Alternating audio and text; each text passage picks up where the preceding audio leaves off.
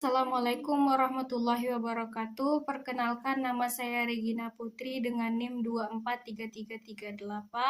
Video ini saya buat dengan tujuan untuk memenuhi tugas mata kuliah SKI.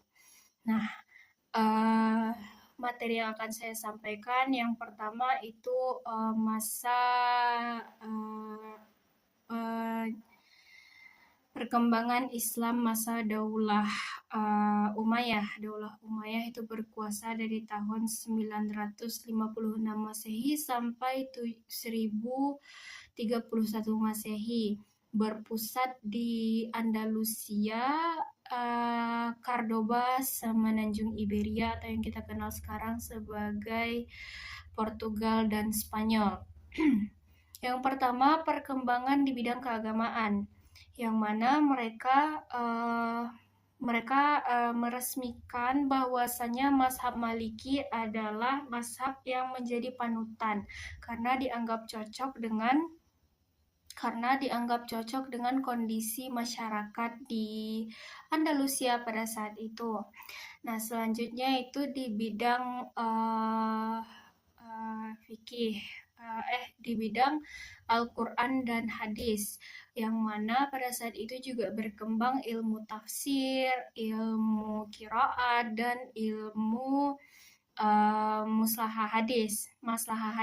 Nah, selanjutnya itu menimbulkan itu mereka juga menghadirkan ulama-ulama yang bermazhab Maliki. Salah satunya yaitu Yahya bin Yahya Al-Lati, yang mana beliau itu menyebarkan sebuah kitab yang bernama Al-Muwatta, karya dari Imam Maliki itu sendiri, ke seluruh daerah. Nah, selanjutnya kita masuk ke bidang pendidikan dan ilmu pengetahuan. Yang pertama itu di bidang pendidikan dan ilmu pengetahuan itu ada di lembaganya. Lembaga yang pertama itu Universitas Cordoba, yang mana Universitas Cordoba ini menjadi panutan Islam pada saat itu. Nah, Universitas Cordoba ini itu di Universitas Cordoba itu menerima mahasiswa dari seluruh daerah, mulai dari benua Asia, benua Afrika, sampai ke benua Eropa. Nah, Universitas Cordoba ini mengajarkan tentang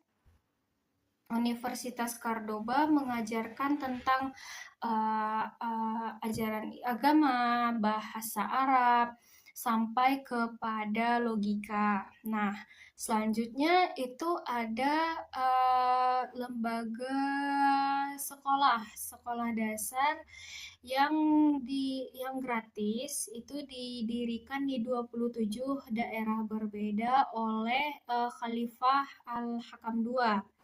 Nah, selanjutnya ada juga itu perpustakaan kerajaan yang memiliki 400.000 jilid buku, yang katalognya saja itu mencapai 44 jilid. Selanjutnya itu di bidang filsafat. Nah, di bidang filsafat ini menghadirkan beberapa tokoh seperti Ibnu Rushd, yang mana Ibnu Rushd ini menyatukan ajaran Islam dengan filsafat Yunani. Nah, selanjutnya itu ada Ibnu Bajjah. Ibnu Bajjah ini adalah orang yang meneliti tentang etika dan diri. Karya beliau sendiri itu namanya Kitab An-Nafs. Nah, selanjutnya itu ada di bidang matematika dan juga matematika dan astronomi. Nah, di bidang matematika sendiri itu Daulah Umayyah ini mengajarkan angka-angka Arab ke orang-orang Eropa. Nah, di bidang astronomi itu juga menghadirkan seorang tokoh yang bernama Al-Zarqali, yang mana beliau ini adalah orang yang meneliti tentang yang mengemukakan penelitiannya bahwa orbit bintang itu tidak sepenuhnya bulat. Beliau juga membuat tabel tentang pergerakan bintang. Nah, yang mana tabel ini tuh sendiri dipakai di Eropa. Selanjutnya itu ada di bidang kedokteran. Di bidang kedokteran ini menghadirkan tokoh juga yang bernama Az-Zahrawi, yang mana beliau ini itu menciptakan 200 alat bedah baru dan mengemukakan tata cara penjahitan luka dan juga menjahit luka dan juga operasi tulang. Nah, beliau itu juga menciptakan sebuah karya bernama Kitab Tasrif. Kitab Tasrif itu sendiri menjadi buku teks di Eropa selama kurang lebih 500 tahun.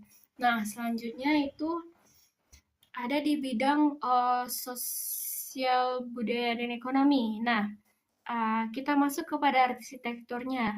Arsitektur Daulah Umayyah pada saat itu tuh menciptakan sebuah Masjid Agung Cordoba yang memiliki 500 pilar tiang. Nah, di sana juga ada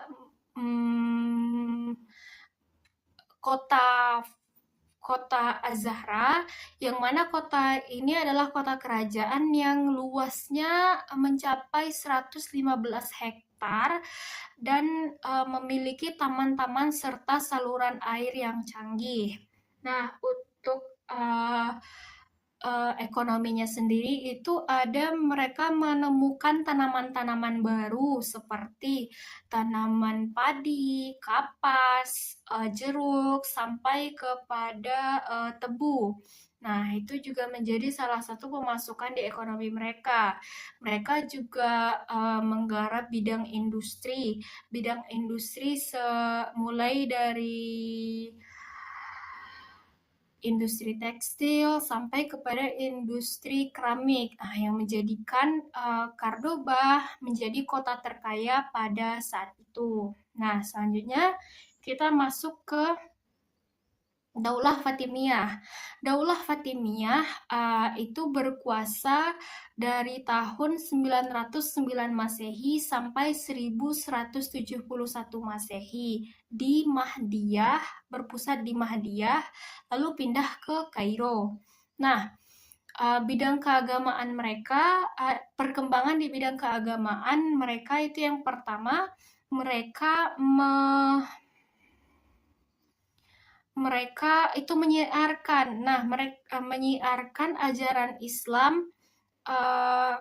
Mereka menyiarkan ajaran Islam secara damai dan terstruktur ke seluruh daerah itu melalui dai-dai mereka.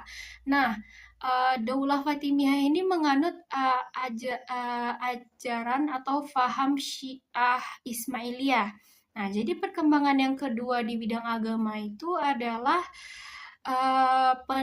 perkembangan di bidang teologi, yang mana perkembangan ini tuh tertuju kepada penelitian tentang Syiah Ismailiyah itu sendiri, tetapi mereka juga tidak menutup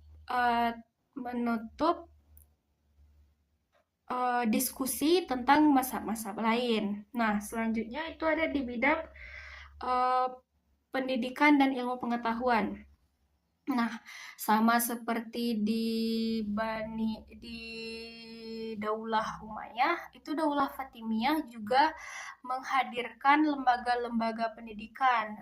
Salah satu yang terkenal itu adalah lembaga pendidikan Universitas Al-Azhar, yang mana Universitas Al-Azhar ini adalah universitas tertua yang ada di dunia saat ini, yang menjadi pusat panutan Islam pada saat ini. Nah, Universitas Al-Azhar ini itu juga mempelajari tentang filsafat, tafsir, dan lain sebagainya. Nah, yang kedua itu ada Universitas Darul Ulum atau Darul Hikmah. Nah, universitas ini didirikan pada tahun 1005 Masehi. Didirikan oleh Khalifah Al-Hikmah, Al-Hikmah atau Al-Hakim. Nah, yang mana universitas ini mempelajari tentang ilmu-ilmu umum. Nah, selanjutnya itu ada uh, di bidang uh, kemajuan di bidang optik, yang mana ada salah satu tokoh ini beliau meneliti tentang cahaya, yang mana cahaya ini pergerakannya itu pergerakan lurus, dan mata kita itu juga memancarkan cahaya untuk dapat melihatnya. Nah, itu di bidang ilmu pengetahuan dan pendidikan tadi. Nah, selanjutnya itu di bidang sosial, ekonomi, dan budaya. Nah, pada masa Daulah Fatimiyah ini itu menciptakan kota Kairo. Nah, menciptakan kota Kairo dan beberapa bangunan-bangunan yang indah yang menjadi ciri khas Islam. Nah, itu juga dilihat hingga sekarang ini. Nah, selanjutnya itu di bidang ekonomi mereka, yang mana Daulah Fatimiyah ini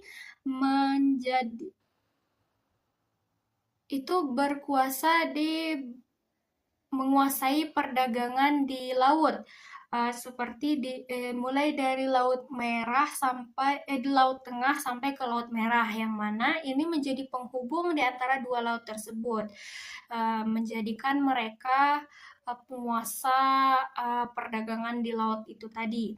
Nah, terus mata uang Daulah Fatimiyah itu emas Fatimiyah itu menjadi mata uang yang diakui dan dipakai di seluruh dunia pada saat itu. Nah, itu di perkembangan Daulah Fatimiyah. Selanjutnya di perkembangan Daulah Mamluk. Nah, Daulah Mamluk ini itu berpusat di Kairo. Nah, Daulah Mamluk ini itu perkembangan yang pertama. Kita lanjut ke bidang agama. Di bidang agama ini mereka mengakui keempat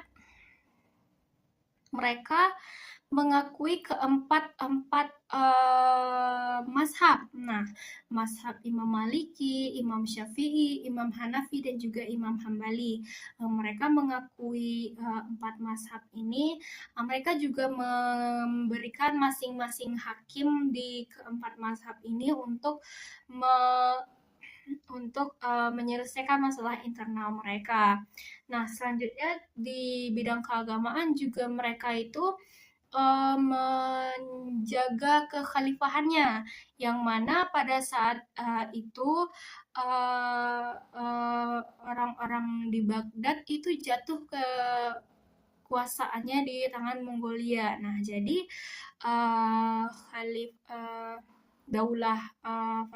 Daulah Mamluk ini mengangkat seorang keturunan Abbasiyah menjadi khalifahnya, itu untuk menjaga keabsahan ajaran agama mereka itu tadi. Nah, selanjutnya itu di bidang pendidikan juga.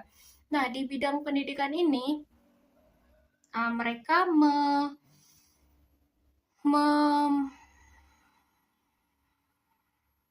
membuat 300 lebih madrasah-madrasah, yang dimana madrasah-madrasah ini tuh memiliki fasilitas-fasilitas seperti asrama, dapur, dan juga dokter yang gratis. Nah, selanjutnya itu juga ada di bidang kedokteran.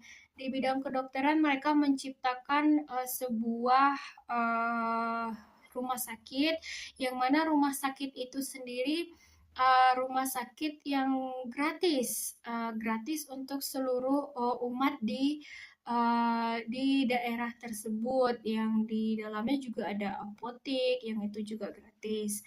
Nah, selanjutnya itu ada penjagaan keamanan, yang mana uh, Daulah Mamluk ini tuh menghentikan sisa-sisa penjajahan di beberapa daerah seperti Palestina salah satunya. Nah, dan yang terakhir itu mereka menjaga mereka menjaga kota-kota suci. Nah, menjaga kota-kota suci tempat orang berhaji. Nah, itulah uh, itulah penyampaian materi saya tentang perkembangan di Daulah Umayyah, Daulah Fatimiyah, dan juga Daulah Mamluk.